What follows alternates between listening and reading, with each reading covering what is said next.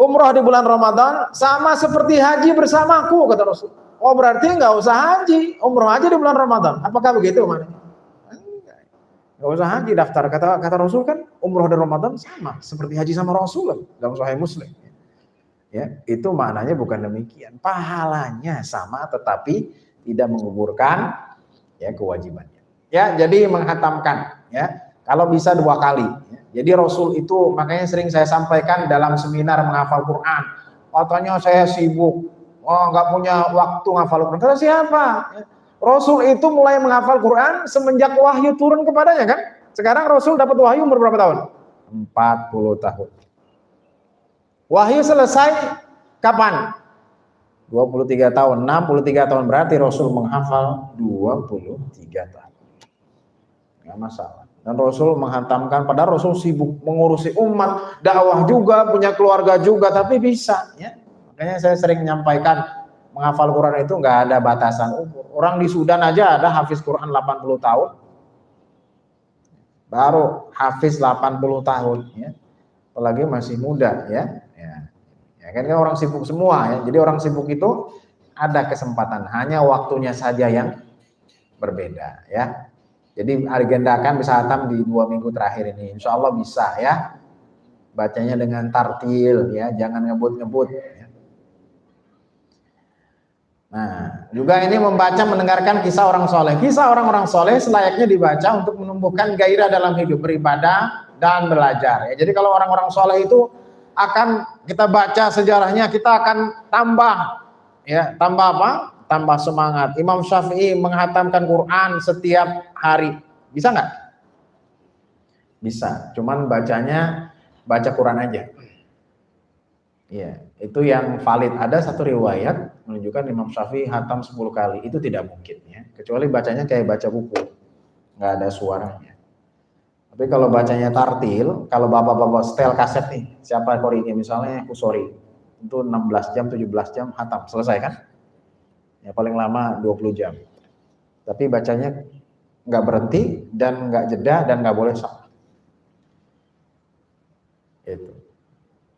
Ya, jadi akan menimbulkan semangat. Ya, kemudian kita baca lagi. Ya, ada kajian Ihya Ulumuddin. Saya sampaikan di Bogor. Bagaimana Imam Syafi'i itu malamnya sepertiganya untuk qiyam, sepertiganya untuk ilmu, sepertiganya untuk tidur. Imam Syafi'i. Ya, dan Imam Syafi'i itu jarang kekenyangan. Kalau kita sering kekenyangan apa jarang kekenyangan? Sering sih kekenyangan ya, apalagi habis buka gitu.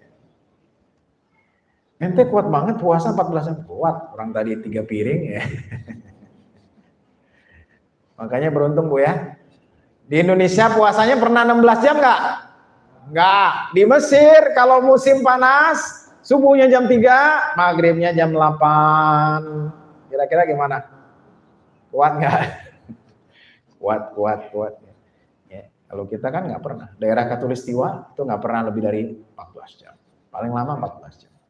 Misalnya jam 4, jam 6 udah buka. Ya. Ya. Jadi ini akan mengobati hati yang sakit, gelisah dan kumat. Jadi sering baca, sering dengar kisah-kisah orang soleh. Ya, melakukan sholat tarawih. Nah ini penting.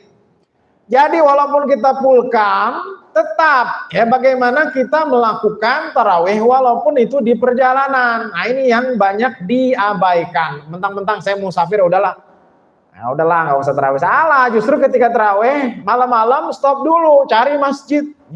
Karena kata Rasulullah SAW, man qama ramadhana imanan wa ihtisaban, ghufira lahu ma taqaddama min dzambi. Siapa yang melakukan qiyam, yang dimaksud adalah tarawih atau sholat di malam hari di bulan Ramadan, maka dosa-dosanya akan diampuni. Kata pensyarah, yang full melakukan sholat qiyam atau tarawih di bulan. Jadi full. Ya mentang-mentang mudik ya udahlah, bablas ya. Jadi perjalanan stop dulu. Masa kita nggak bisa stop? Ini bulan Ramadan, bukan bulan lain. Beda ya. Melakukan qiyam di bulan lain ada pahalanya jelas, tapi di bulan Ramadan beda. Ya. Ngerti? Hawa-hawa Ramadan beda nggak? Panas kan?